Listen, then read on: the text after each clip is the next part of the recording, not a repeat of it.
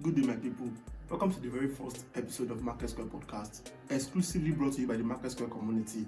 We are here to trade insight and values from intelligent personalities in the aim to restore and return our societal values, our ethics, and our norms. Dive in, let's discuss what matters. My name is Temilade Oluwadamilare. I'm your host for today, and with us today we have our guest, Mr. Oluwafemi, popularly known as Fuse. So I'll be handing over to him to introduce himself to you better. All right, thank you for having me on board today. You're welcome. And I'm Oluwafemi, as I said, popularly known as Just Fuse. You all know already. So I'm here to dissect some particular topics, and you guys should stay tuned. Thank you very much for the introduction. You're welcome. Our very topic for today is topic you all are familiar with. Probably you've had it some way or another. It's beyond kisses and roses. Decoding genetic messages to foster a blissful relationship. So the first question I would like to ask our guest today is, Mr. Fuse, do you believe love alone is enough to guarantee a blissful relationship?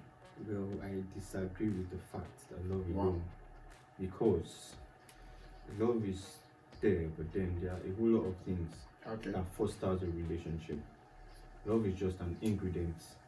It's just an ingredient to relationship. There are a whole lot of things that have been considered to call it a complete relationship. So if I get you right, if I add you right, you mean by the word ingredients, you mean love is just one out of many other things. So please, can you just briefly list those other things that are included to guarantee a blissful relationship? All right. So basically, we have the financial aspect of it. Finances. We have the health aspect of it. We have the mutual agreement aspect of it. We have the understanding aspect of it. So a whole lot. Very important. Very important. Just a couple. Very important. Thank you very much for you actually did just to the question very well. So our audience, as you can hear, love alone is not enough. Just like Dekule Good said, love is not enough. It is not exactly true. So secondly, the next thought-provoking question I actually have, probably that's what the others actually have too, that I would like to ask, is that knowing the fact that love alone is not enough, why do people still choose to give love 80% authority over relationship? Well, it has been like that over time, but then it is not supposed to be, because love is just a size on its own, but most times people give that value because they feel once I genuinely love you, every other thing will fall in place, and the likes, but then it's not supposed to be so. There are a lot of things that are supposed to be considered. There are some things put in place so that the relationship will move on for them. That is why we have a lot of relationships breaking down now because of that fact that we have neglected. Love is not just the main key to a successful relationship. That is why, and that is why they have issues with it. There are a whole lot of things they're supposed to have considered now. For example, like the topic you just brought up, genetic messages, relationship. So now a lot of people neglect that fact. For example, now let's use the genes as an example.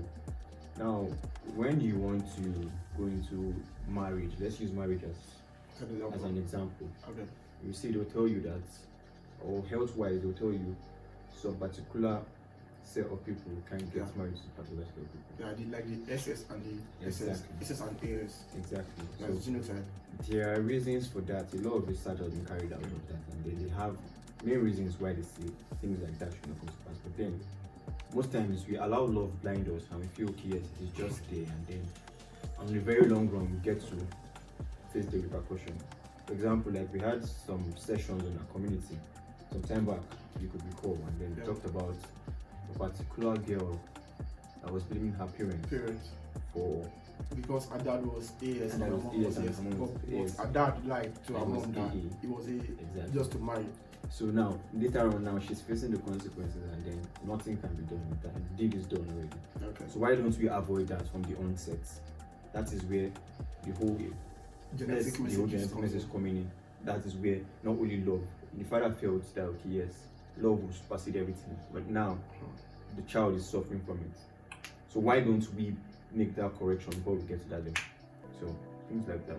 Thank you very much. You're welcome. Let me actually carry our viewers along on that story. Like the story, I'll make it short. The story is just a father who is so much in love